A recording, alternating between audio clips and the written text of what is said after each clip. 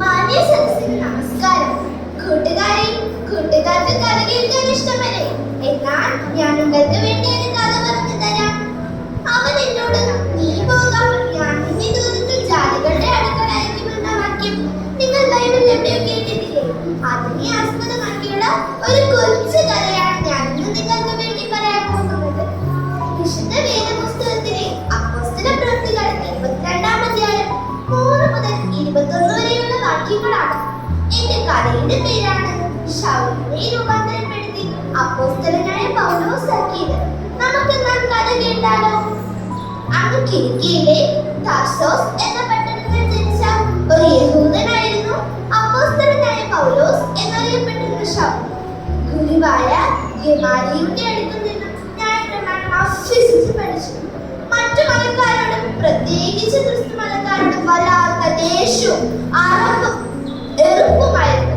ക്രിസ്തു മതക്കാരായ സ്ത്രീകളെയും പുരുഷന്മാരെയും പ്രായമായവരെയും കുഞ്ഞുങ്ങളെയും ഉപദ്രവിക്കാനും കൊല്ലാനുമുള്ള അനുവാദപത്രം വരെ മഹാപുരോഹിതന്മാരിൽ എഴുതി വായിച്ചു.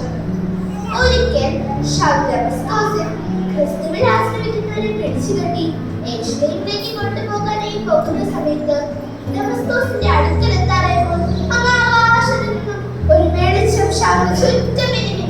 ശൗലിനകത്ത് വീണു. ശൗലേ, ശൗലേ, നീ എന്നെ ഉപദ്രവിക്കുന്നുണ്ടാ എന്ന ശബ്ദം കേട്ട് ശൗൽ ഞെട്ടിപ്പോയി. നീ ആരാ എന്ന് ശൗൽ കേട്ടു. നീ ഉപദ്രവിക്കുന്ന ക്രിസ്തു ആകുന്ന എന്ന് മറുപടി പറഞ്ഞു. കർത്താവേ, ഞാൻ എന്ത് ചെയ്യണം എന്ന് ശൗൽ കേട്ടു. എഴുന്നേറ്റ് ഡമസ്കോസിലേക്ക് പോകാം എന്ന് കർത്താവ് പറഞ്ഞു. വെളിച്ചത്തിന്റെ തേജസ് കാരണം ശൗലിന്റെ കാഴ്ച നഷ്ടമായി. തുടർന്ന് ദൈവഭക്തനായ അനന്യാസ് ശൗലിന് വേണ്ടി പ്രാർത്ഥിച്ചു. മിഷണറിയായി തീർന്നു. 3 മിഷണറി യാത്രകൾ നടത്തി. അനേക രാജ്യങ്ങളിൽ അനേക സഭകൾ സ്ഥാപിച്ചു. ക്രിസ്തു മതക്കാരായ സ്ത്രീകളെയും പുരുഷന്മാരെയും പ്രായമായവരെയും കുഞ്ഞുങ്ങളെയും ഉപദ്രവിച്ചുകൊണ്ടിരുന്ന ശൗൽ ആദിമസഭയിലെ പ്രമുഖനായ ഒരു അപ്പോസ്തലനായ പൗലോസ് ആയി മാറി. കൂട്ടുകാരെ, ഇതിൽ നിന്നും നിങ്ങൾക്ക് എന്താണ് മനസ്സിലാകുന്നത്? ഒരുവൻ ക്രിസ്തുവിലായാൽ പുതിയ സൃഷ്ടി. ഇതുപോലെ നമുക്കും ക്രിസ്തുവിലായ പുതിയ സൃഷ്ടിയായിട്ടില്ല. ഇതോടെ എന്റെ കൊച്ചു കഥ നിർത്തുന്നു. നന്ദി, നമസ്കാരം.